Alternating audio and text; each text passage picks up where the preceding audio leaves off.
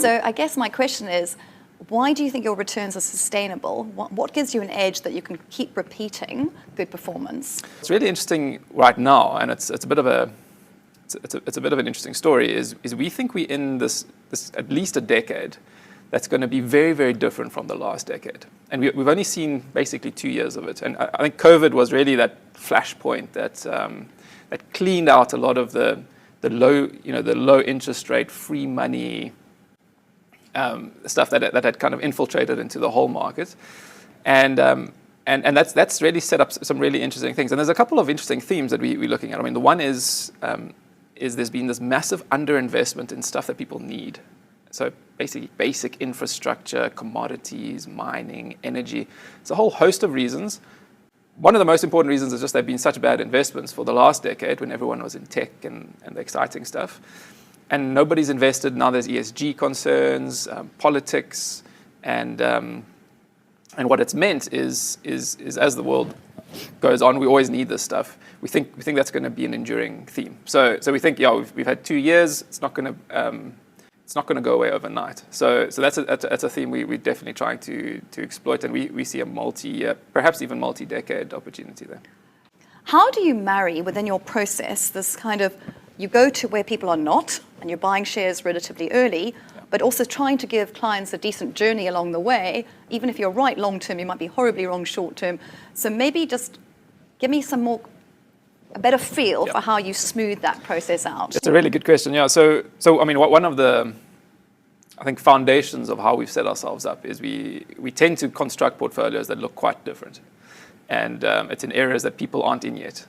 And as a result, sometimes you can be a bit early, and you can have very different performance from everybody else. Most of the time, that's a very good thing, but every now and then it can be challenging. So what we need to do is really almost when we construct the portfolios is have a system and a philosophy that helps us navigate those times in between. It's almost like these bridge times before our views and visions get realized. So there's a few things that we've been doing there, and one is I think we've tried to become a lot more macro aware, and this is an evolutionary thing. And for the last decade, you didn't really have to be. You just had to appreciate that low interest rates were there and here to stay, and then go and find whatever growth was available, and it didn't really matter what you paid. And that was if you did that, you were fantastic. So that's the one thing is being more macro aware, because we're in this environment where we think there's a material shift, and I've spoken about the supply constrained underinvestment. We also think we're going to be in this world of higher interest rates, and they're going to be volatile. Broadly, the way we would describe it is we think we're going to be in a more volatile, but probably average at a higher level in terms of inflation.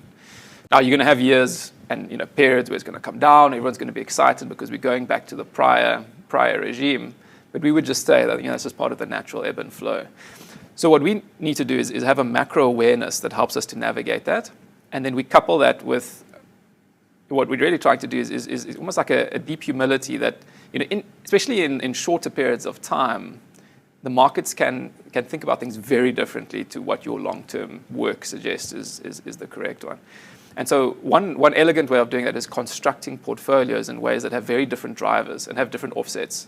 So we've got, and I can give you a few examples, but a couple of interesting areas of the portfolio that are very, very different from some of the other areas. And that's intentional. And it's actually as part of our idea generation process. We'll actively go out, try to be creative about it and generate good ideas that fit our framework and our philosophy, but that are going to fire when the rest of our portfolio is maybe having a bit of a tougher time.